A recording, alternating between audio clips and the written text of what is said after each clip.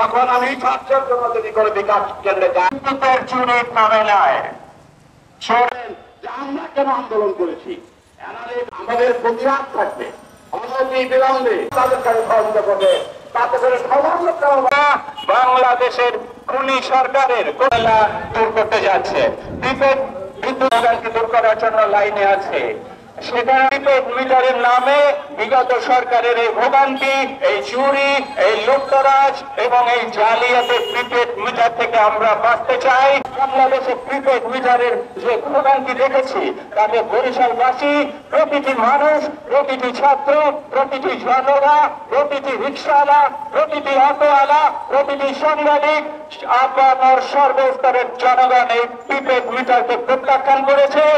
এই prepaid metre এবং বিদ্যুৎ বিভাগের লুটতরাজের সরকার যত প্রজেক্ট রেখেছে প্রতিটি প্রজেক্ট বাতিল করতে হবে এবং বরিশালের আপামর জনগণের দাবি বরঞ্চ আগের মিটারে এবং আগের ভিত্তিতে যে বাড়তি বিল নেওয়া হয় সেই বিল না নিয়ে আমাদের জন্য গ্রহণযোগ্য ন্যায্য বিলের ব্যবস্থা করতে হবে।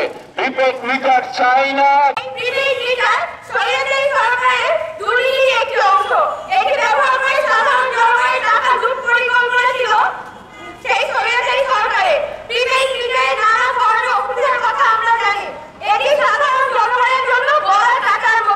না থাকলেও মিটার চলে এবং মিটারের চলতে থাকে।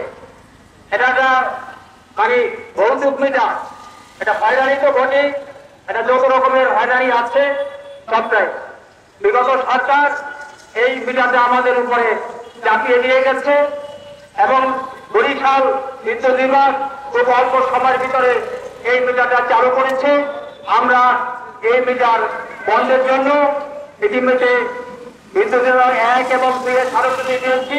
আজকে বিক্ষোভ সমাবেশ আমরা করলাম এবং এরপরে যদি বিদ্যুৎ বিভাগ এই মিটার বন্ধ না করে আমরা এই বরিশালের আপামর জনসাধারণ সহ যারা বিদ্যুৎ গ্রাহক তাদেরকে একত্র করে আমরা বিদ্যুতের যে মূল অফিস সেটাকে আমরা ঘেরাও করার কর্মসূচি হাতে নেব। আমরা আশা করি বিদ্যুৎ গ্রাহক ঐক্য পরিষদের ডাকা এই কর্মসূচিতে আপনারা সবাই থাকবেন।